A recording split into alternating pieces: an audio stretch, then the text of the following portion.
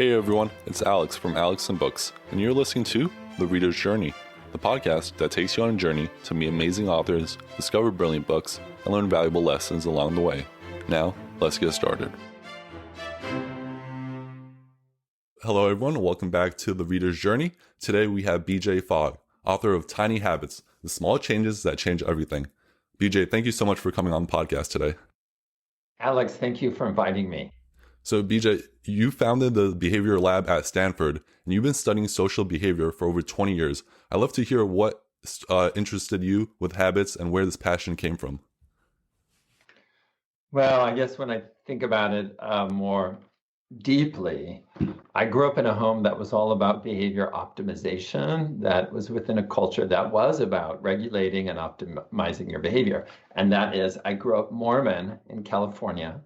And a lot of religions have behavioral kind of mandates, but man, Mormons especially do.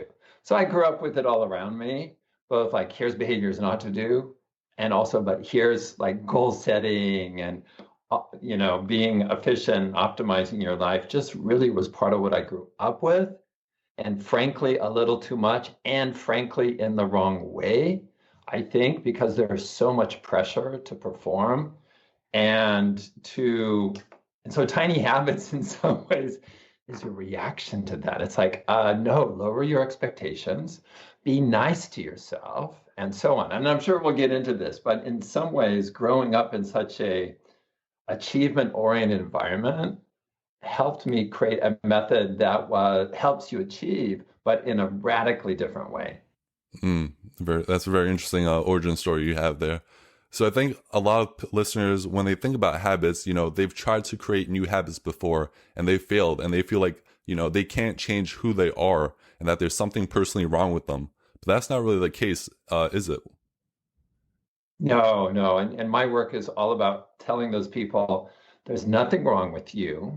And the fact that you didn't achieve your intended outcome previously is not a function of your character or your worthiness. You just didn't have the best method for doing it. And that's, I think I say that on page 1 of my book, and that's a theme throughout the book is there's a new way to change your life, transform your life, a new way to create habits. This is not a summary of the old stuff. This is new. I actually don't draw on any of the old stuff because it doesn't work very well. And so it's all my new research and hands-on coaching of over 40,000 people. It's something that I don't think any other academic has done or scientist, like personally coach 40,000 people. And it is a refreshing way where it's pretty easy and you do it by feeling good, and it can even be fun. Yeah, I think, it's such an important way and how you start the book by you telling people it's a design flaw. It's not a character flaw. Like there's nothing wrong with you personally. It's just the method that you've been using to create these habits has failed you, not you have failed yourself. So I really love how you start that book. And I'm sure that when a lot of people see your book, they might be thinking, oh, tiny habits. I don't want a tiny habit. I want a big habit because that will lead to like big results. But these tiny habits, they aren't so small as some people may think. They're actually really powerful. So can you tell us a little bit more about like tiny habits and how they're actually not so tiny? Yeah, if you pick the right tiny thing to change in your life, it can have a massive impact. Let me give an analogy and then we'll dive back into habits. Like if you want a big garden, you don't start by buying all the plants big and just installing fully grown tomato plants and fully grown pepper plants and huge pumpkins. You find the seed or a little sprout, you start it tiny, you find the right spot and you nurture it. That's exactly what the tiny habits method does, is you start it tiny, you find a good spot in your day, what does it come after, and you nurture it through positive emotions. And it will blossom and grow just like a garden. So yes, starting tiny is part of the method, but that's good news here. What it means is you can reliably do the habit. It means you don't need lots of willpower motivation. And it means you can nurture it pretty easily. Whereas if you're trying to like plant, fully grown tomatoes and big, like massive pumpkins, think how hard that is, right? And that's what you've tried and it doesn't work well. So, so there's two things here. One is if you cultivate these habits in this way, as I describe in the book, you will very reliably get a transformation. You'll get this wonderful garden of habits. And then the other idea that's really important is even when something is tiny, if it is a habit that's meaningful to you, it can have massive impact. Let me give an example that I just started doing in my life about 2 months ago. So we've been into the pandemic a few months now, and I thought my parents were doing okay, but I kind of heard through my siblings that they're quite lonely and bored, which I never thought my parents would be because they'd never been that kind of person. So then I created the new habit of calling them every morning as I'm driving home from surfing, and just call, and I just trade off. You know, they're both in the same room, but I call my mom one day and my dad the next, and I trade off. And as small as that is, and as easy as that has added up to just change our relationship in ways that I couldn't have imagined before. And all it is a phone call. And it's like, "Hi, what you doing? What are you up to?" And that's kind of just chit-chatting. But then I hear back from my siblings how much they appreciate it and so on. And then I know from my perspective, like I said, it's created such a richer relationship between myself and my parents, which is not why I did it. But the benefit of that is huge. Mm. Yeah, and such a good analogy you mentioned earlier. Like every habit, like every plant starts from a seed, and it's this tiny thing. And I've been implementing like the Maui habit that you have, like where you wake up every morning and you just say like today's gonna be awesome, today's gonna be a good day, and just that little kind of 1 second thing, it just makes your day so much better.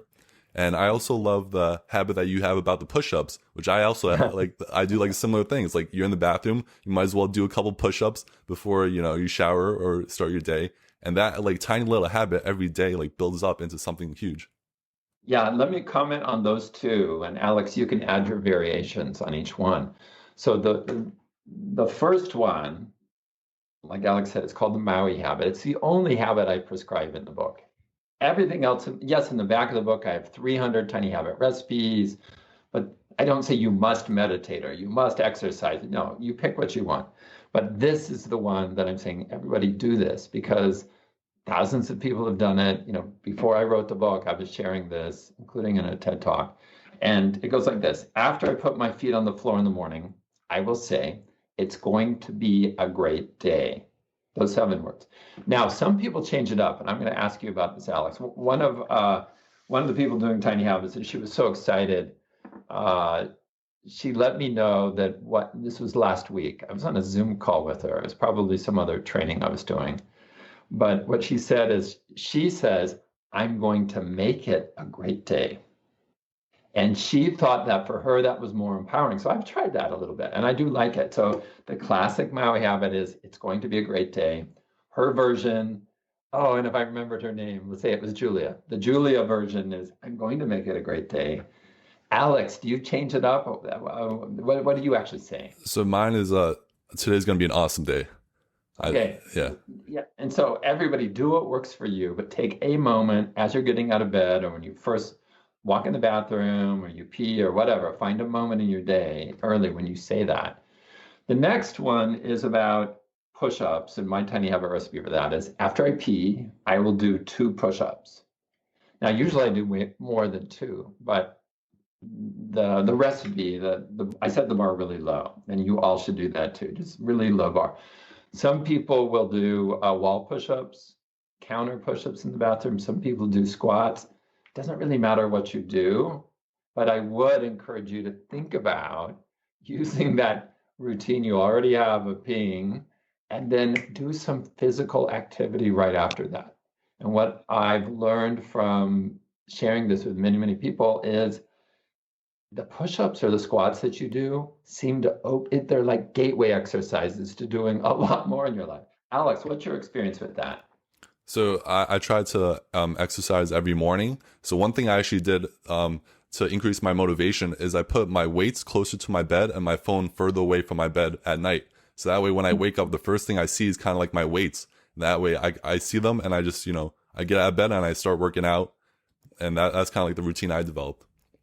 I like that. And one great thing about sharing the specifics of the habits that we're creating is it may not be the exact habit for people listening to this, but it could inspire you to do something similar. And, Alex, I call the format that I created a recipe.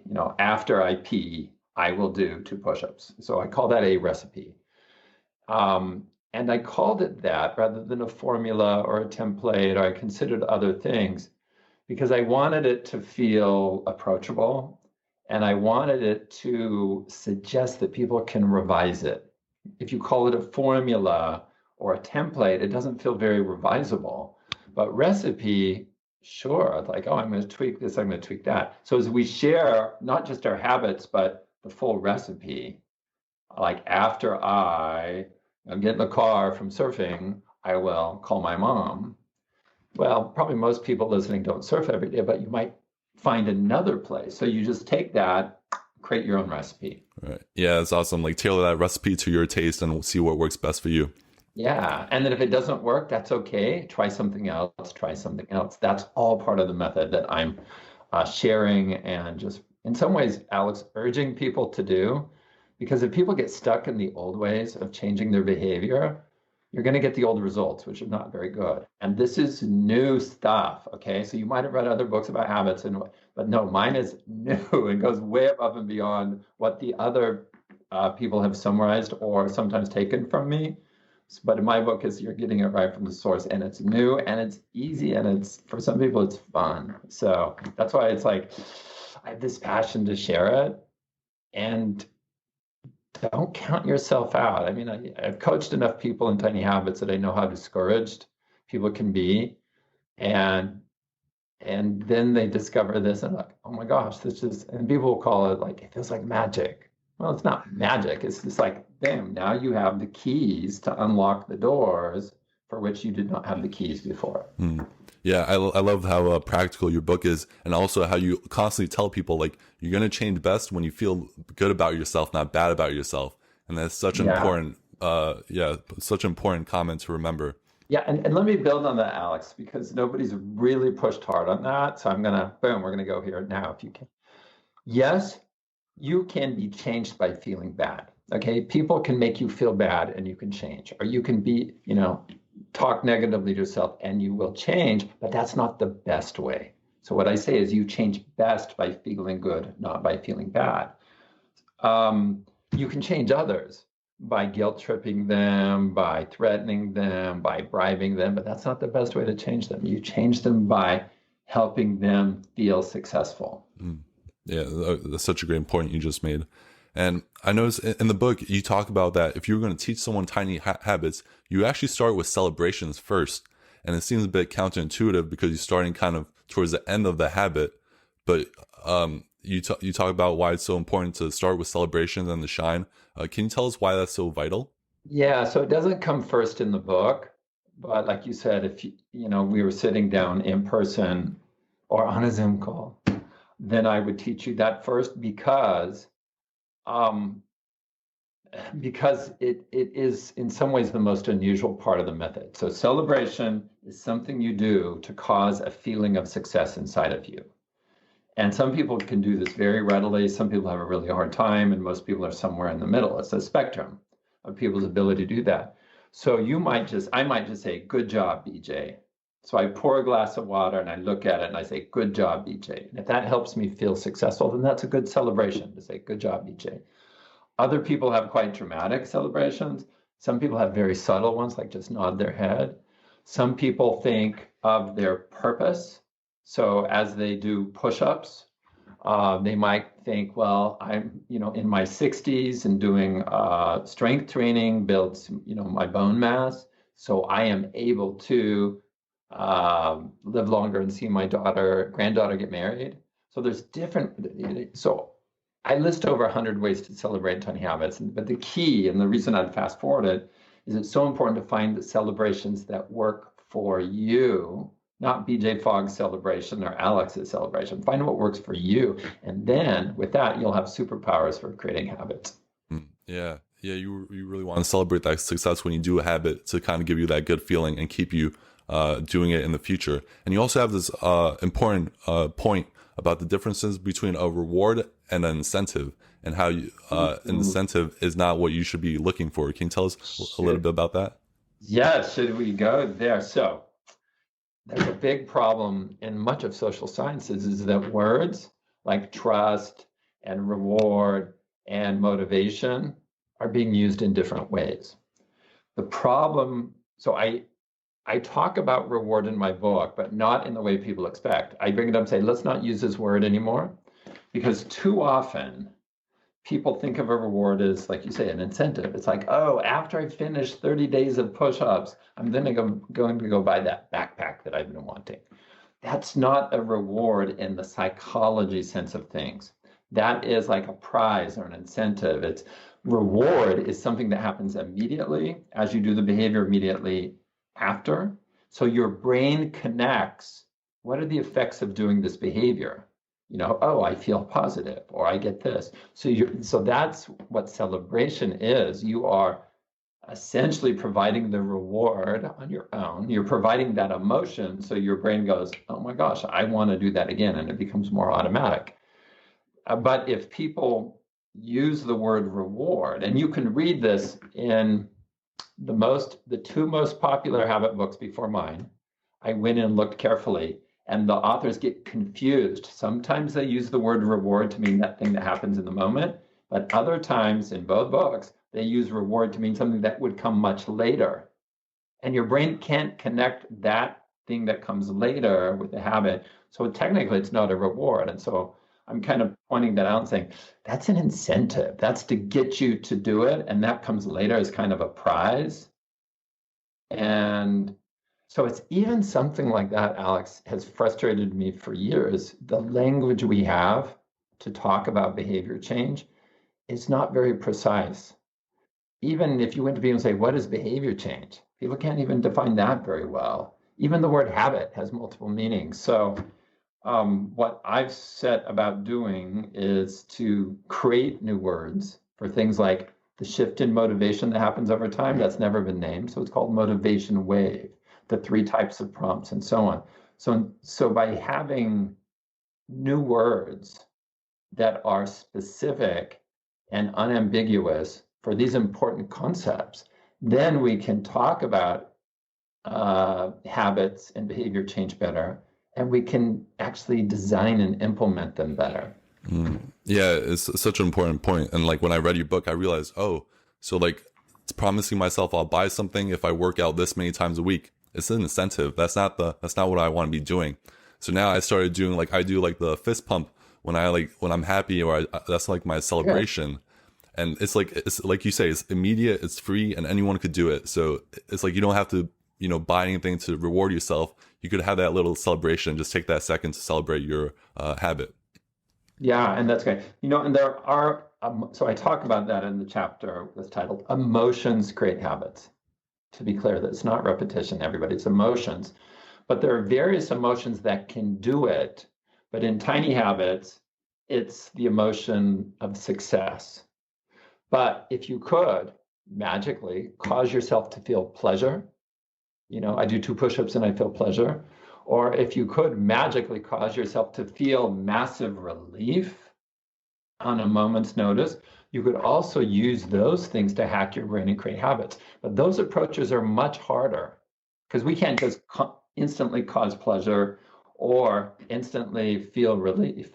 But what I've found over the years is we can learn to do this thing called celebration and help ourselves feel successful. And sometimes it's as simple as saying, good for me, BJ, or, fist pump, like you said, a fist pump, and saying, recognizing that you did your habit. And if it creates that feeling, that emotion of success, that then serves to rewire your brain and make the behavior into a habit. Yeah. And I want to touch on something you just said, that emotions create habits, because I've read before, it takes 21 days or 60 days to create a habit, but your research has found something completely different. Can you tell us about that? Yeah, let's start with the assertion about repetition. So I know people have read it in headlines and they've read it kind of everywhere. Like people just assume, like, oh, it's 21 days or 66 days or 108 days. Okay, everybody, don't believe that anymore. Okay, and when people claim that, especially if you're online, drill down and see where that's coming from. Mostly, it's coming from a study done by a researcher named Lally, Lally, and published in 2009. There's a version published in 2010 as well. But look at that study that they're citing. The study does not show that repetition creates habits. It shows that repetition correlates with strength of reported habits.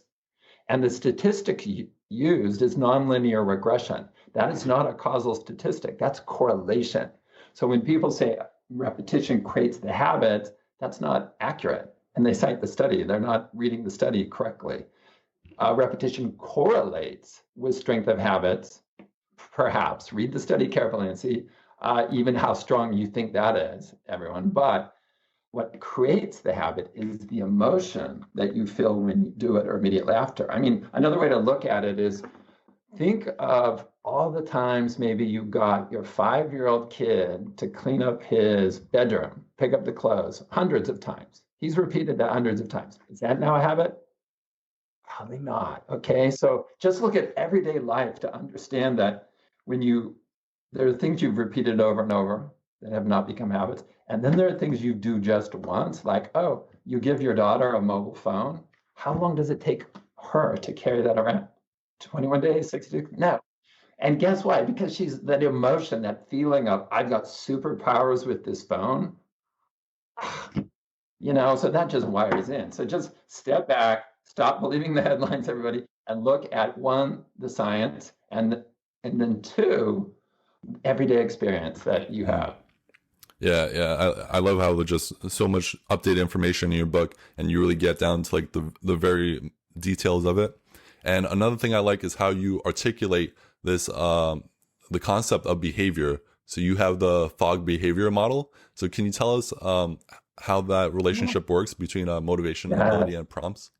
And this was the thing that led to everything else. So this, bam, it's the most important thing. So, me going along with, my academic hat on and assuming that so much in the literature is true and accurate, and that there are these very complicated things like attitudes and opinions and behaviors and persuasion, and it's complicated. And then I won't go through the whole origin story of how I broke free of all that, but it turns out that human behavior is not as complicated as people think. And this thing I now call the behavior model came to me little by little. In 2007, it all fit together. It goes like this. Behavior happen, and a habit is a type of behavior. So it's a subset of it. So behavior happens when three things come together at the same moment. Motivation to do that behavior or that habit, ability to do that behavior or the habit, and a prompt to do that behavior or the habit. And those are the three components. And if any one of those things is missing, the behavior won't happen. When they all come together at the same time, the behavior happens, whether you want it to or not. I mean, this describes even behaviors you don't want to happen and habits you don't want to happen. If you're prompted and you have motivation and ability, the behavior happens. Yeah, and I just love the visualization of it, where you can see, like, if you have high ability or something that's easy to do, even if you have low motivation, you can still do it as long as it's past the action line, and you have that prompt to do it. Yeah, and that speaks to how important simplicity is. If something's really, really easy to do, like fill a glass of water, you don't have to have a lot of motivation to do it.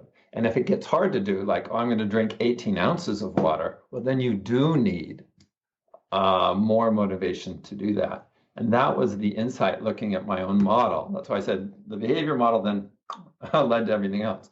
Looking at my own model and realizing that if you make something super easy to do, super tiny, then you're not susceptible to the swings of motivation, which, that's human nature. The fact that our motivation goes up and down over time. Like right now in this moment, I'm motivated to eat lunch, but I can't eat lunch because I'm talking to you, and I'm happy to delay that.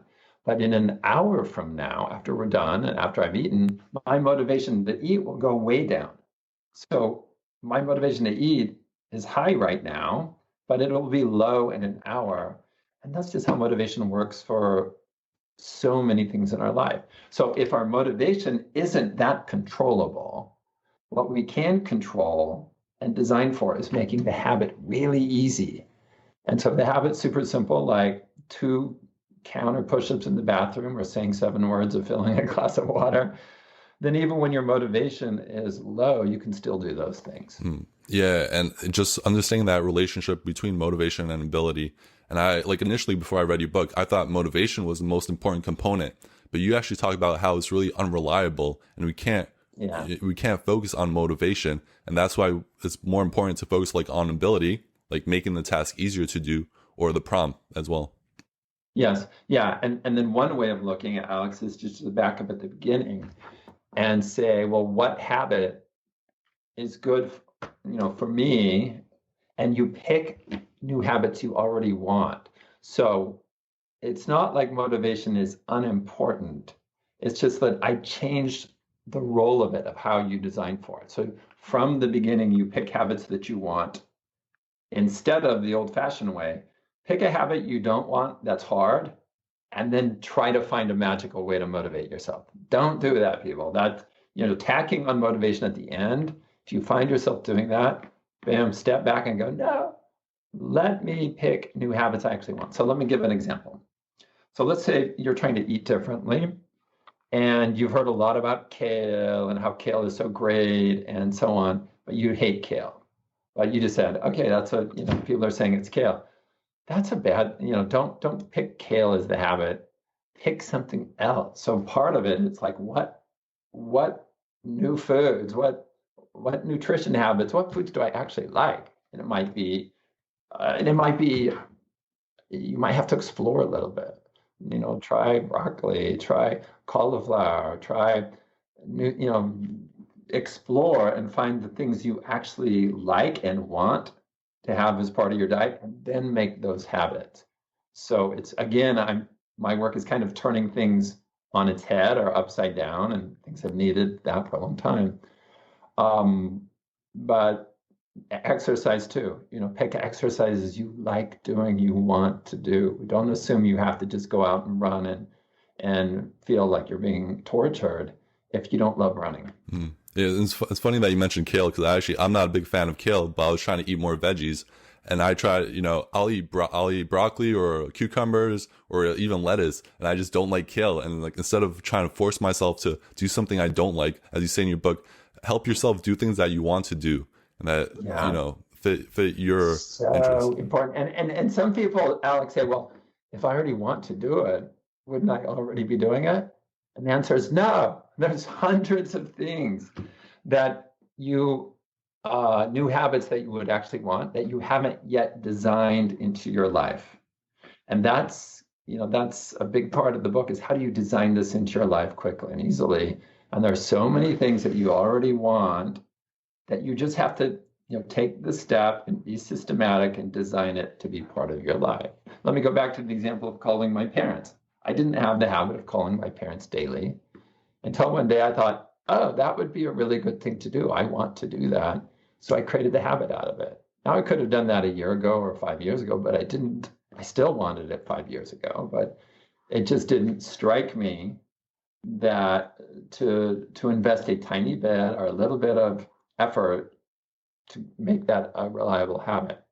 So yeah, just think of, it's almost like, if you could just, if people are doubting this concept, like just set a timer for 3 minutes and write down, wow, if you could wave a magic wand, what new habits do you actually want? Just start writing them out and think productivity, nutrition, physical movement, sleep, relationships. Just go through the categories. And I think you will find a lot. And those are a good starting point. So those are exactly the starting points for the Tiny Habits method. Great. And so we talked a little bit about motivation and ability. Can you explain the last component of it, which is prompts? Because once you kind of articulated this in your book, I kind of, I had my mind blown for a while, because like the prompts are everywhere, like both natural and external prompts. And like they're really They're the things that make you do what you're doing. So can you tell us that concept? Yeah, so prompt uh, is one of the three components, motivation, ability, prompt. Prompt is anything that says, do this behavior now. I used to call it a trigger. So at the first version of the behavior model in 2007 was motivation, ability, trigger. But then a few years ago, I shifted away from trigger. It was a hard decision because so many people were already using trigger and it was in other people's books and so on, using my work there. But people confuse trigger with the motivation. It's like, oh, what was your trigger to sign up for Spanish classes? And what they meant was what your motivation, not what your prompt was. So after thinking about it, and I'm not exaggerating, at least 2 years, I finally said, we're going to go to prompt. Sorry, everybody. We're going to go to prompt. And so a prompt, synonyms are like call to action, reminder, trigger, I guess, in some context. And so you can prompt yourself by simply remembering, like, oh, I'm going to call my mom, just remember. You can have something in your context prompt to remind you, like, oh, a little post-it note said, call my mom. Or you can do it in the tiny habits way and have your existing routine prompt you. Oh, after I get in my car and start driving home from surfing, that's when I call my mom. So notice it doesn't rely on me remembering, doesn't rely on a post-it note. And this is the tiny habits hack. You use something you already do to be your prompt or your reminder to do the new habit that you want. Mm-hmm.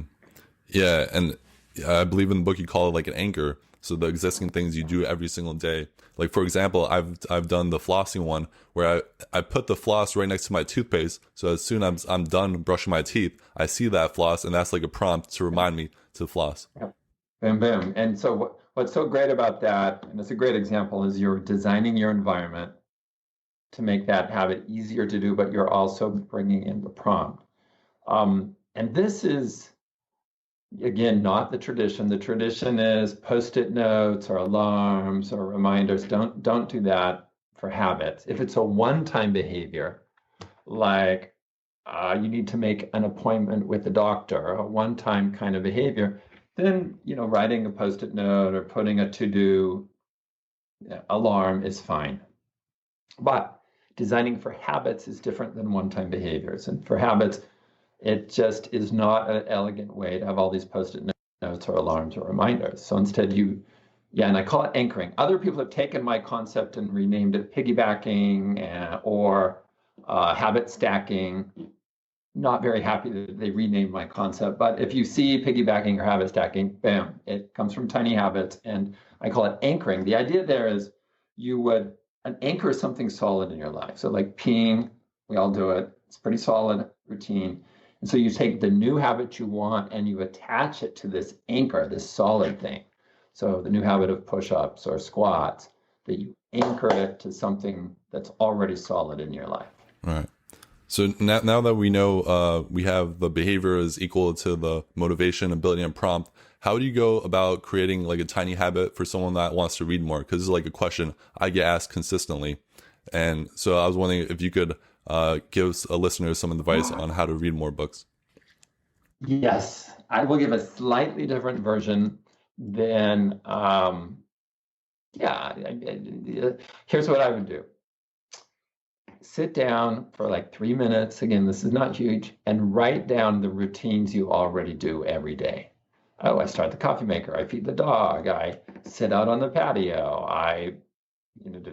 And then look at each one of those and say, oh, would reading a little bit come naturally after feeding the dog? Oh, probably not. After I start the coffee maker, oh, it could fit there. After I finish wiping the kitchen table for lunch, could fit there. So one way to do it is to start with your anchors or start with your routines, and then say, would reading a sentence or a paragraph work here in my routine? And if the answer is no, that's fine, move on. So you're looking for where does it fit most naturally. Now, so I would, usually people start with the new habit. Oh, I want the new habit, where does it fit? What I've just done is a really quick version of list all the opportunities, all the things you already do, all your routines / anchors, and then consider if reading fits after that. And so let's now talk about reading. Don't say you're going to read a chapter, and don't even say you're going to read a page. Too big. At most, a paragraph. And ideally, it might just be a sentence. And that becomes your tiny habit recipe. After I wipe the kitchen table for lunch, after lunch, I will read a sentence in this book. So you'd leave the book on the table, you'd wipe the table like you would, and then you'd read a sentence. And if you want to do more, do more. Even day one, you could do more. You'd read the rest of the chapter. But don't raise the bar. The next day, same thing, read the sentence. And if you want to do more, do more. If you don't, stop there and say, good for me, and feel good about it, and go on with your day. Right. Yeah, and such an important point you just made. Just start super small, and you don't have. It's about as you write in the book, it's about consistency, not perfection. And just doing it every day will make it easier, and it'll build up over time. When it comes to like a tiny habit, how do you know maybe when you're going too far? Is there like a certain point or motion you look for where you're pushing yourself too much? Yes and no. If this is easier to talk about in terms of physical things like push-ups, if it's painful, or if it makes you feel awkward, or if it makes you feel a negative emotion, then you're not wiring in the habit very well. Okay, so that's a signal so ideally you make the baseline habit, you set the bar so low that even on your hardest days, your busiest days, your most stressed days, you can still do it. So one way when you're designing it, and this is why I say it's not a page. Imagine yourself, you're not feeling good. Somebody's waiting for you out in the car to take you somewhere, and you're in a rush. Can you still open the book and read a sentence? Yeah, you can still squeeze that in, but you may not be able to get a paragraph, and certainly not a page. So just think of you as you're designing your habits in your most challenging moments, and make it so easy that you still have a shot of doing it. But remember, you can always do more. But even a year from now, if, let's say you typically read a few pages, which would be great, but there come the days when you're stressed, or you're not feeling good, or you're in a huge rush. You just read one sentence, and that's good enough. And that's not a negative thing, that's a positive thing. And then at that point you say, wow, good for me. Even though the odds were stacked against me, I still did my habit. Good for me. Yeah, and that's the same thing I try to look for, or I try to do. Like every day, I try to read, even if it's only like a minute, or even like just open the book. And you also talk about in Tiny Habits about supercharging a habit. And could you share the strategy you use for wiring habits faster? Yeah, so now we're getting into kind of Tiny Habits 400 level. This is not Tiny Habits 101. If there's a habit I need to form really, really quickly, then there's a celebration that I kind of save that's really emotionally powerful for me. And I have others too, but the one that I share in the book, I'll share here. I'm sort of afraid, Alex, that the more I share it, the less power it will have.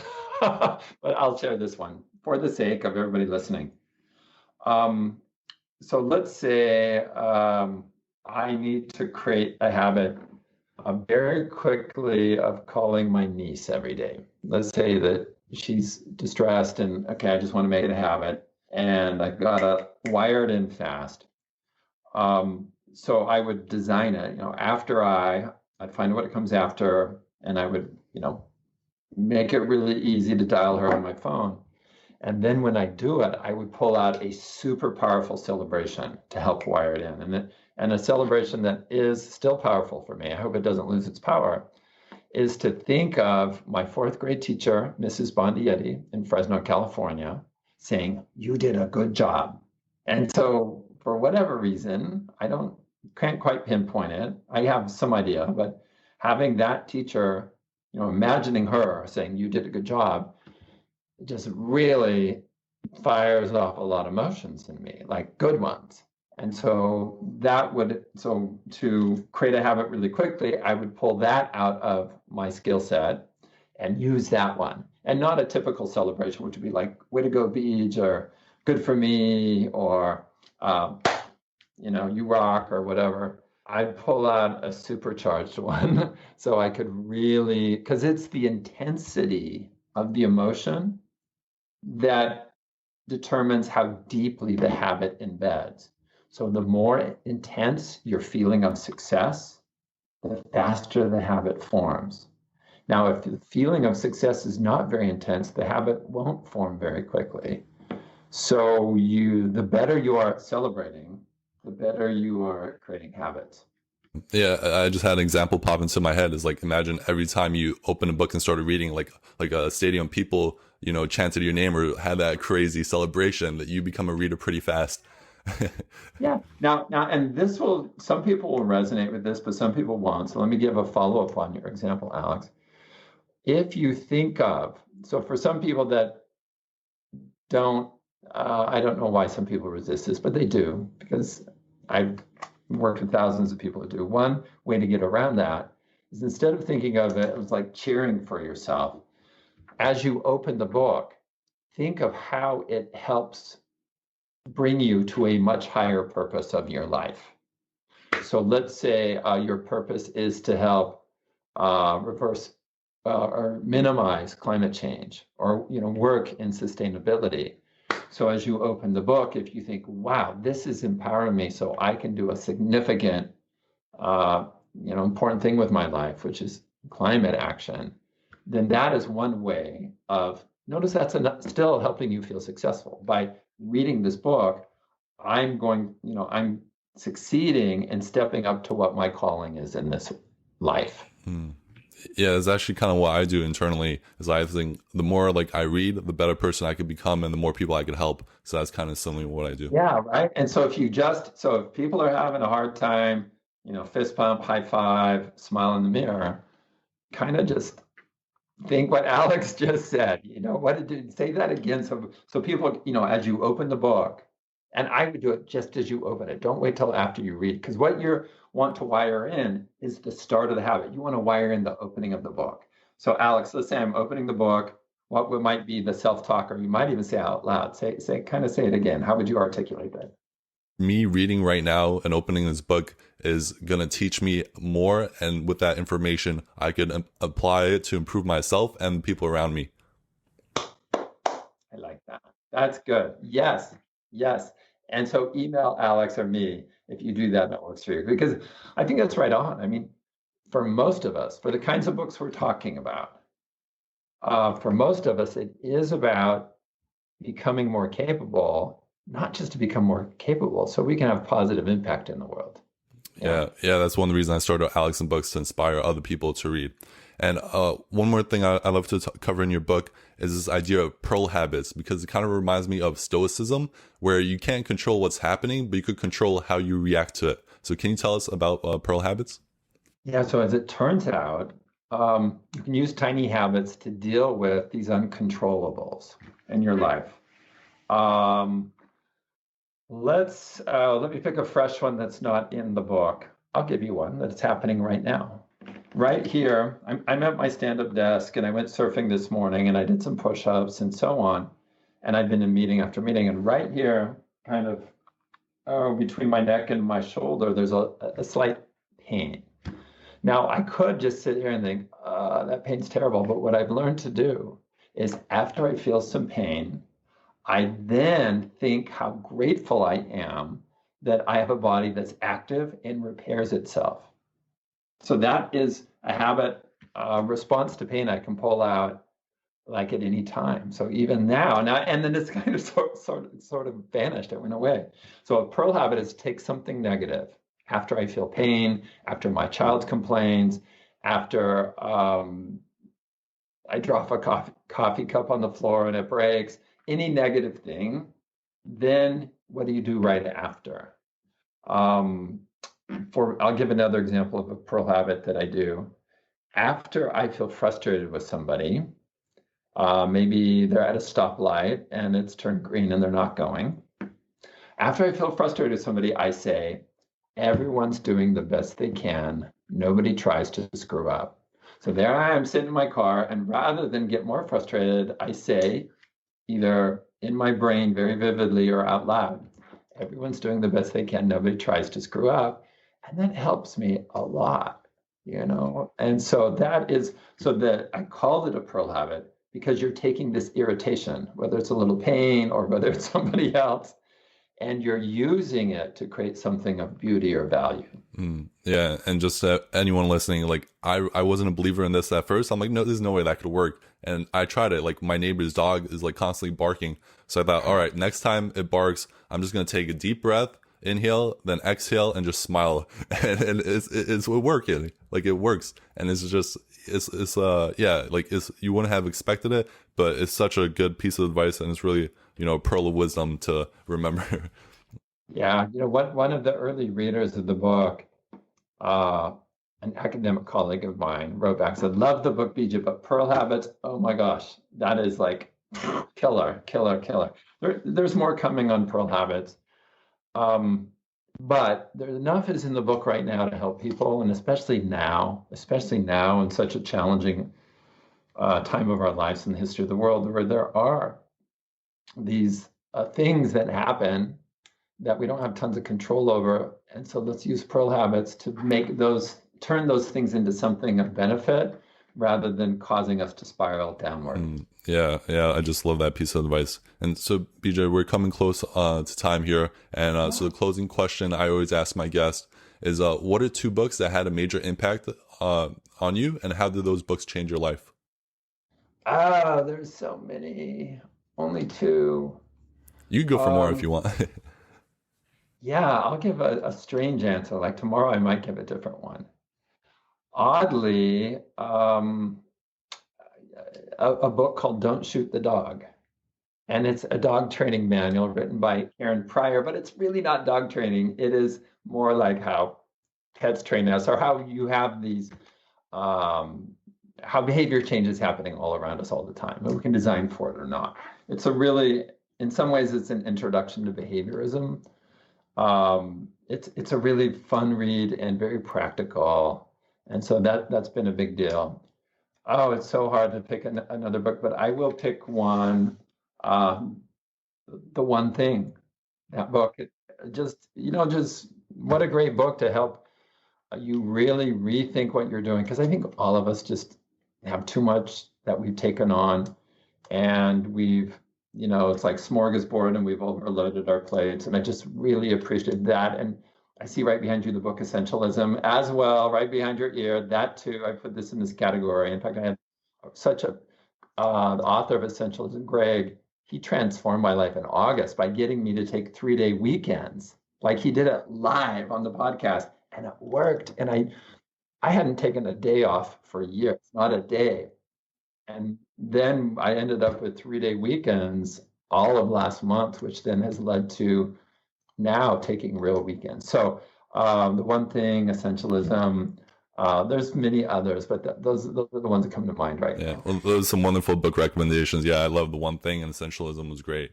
And so, BJ, I'm sure listeners would like to learn more about you and connect with you. Where's the best place for them to go?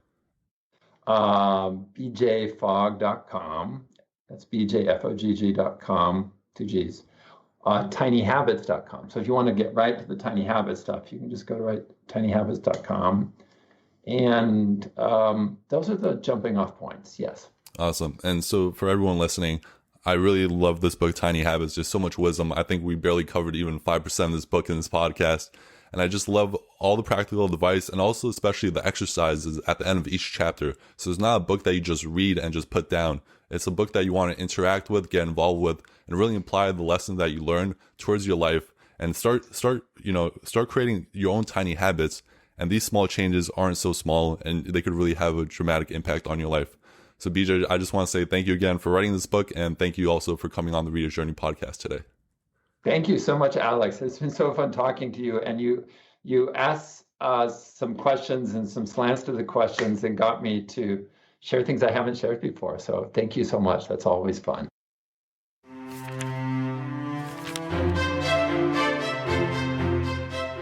Hey everyone, I hope you enjoyed this episode of The Reader's Journey. You can learn more about what was covered in today's podcast in the show notes below. If you enjoyed this podcast, the best way you can support it is by subscribing and leaving a positive review. If you're looking for reading tips or book recommendations, head over to alexandbooks.com. If you want to join my reading journey, you can follow me on Instagram and Twitter by searching for Alex and Books. That's all for now. Thank you so much for listening, and I hope to see you soon. Read on, everyone.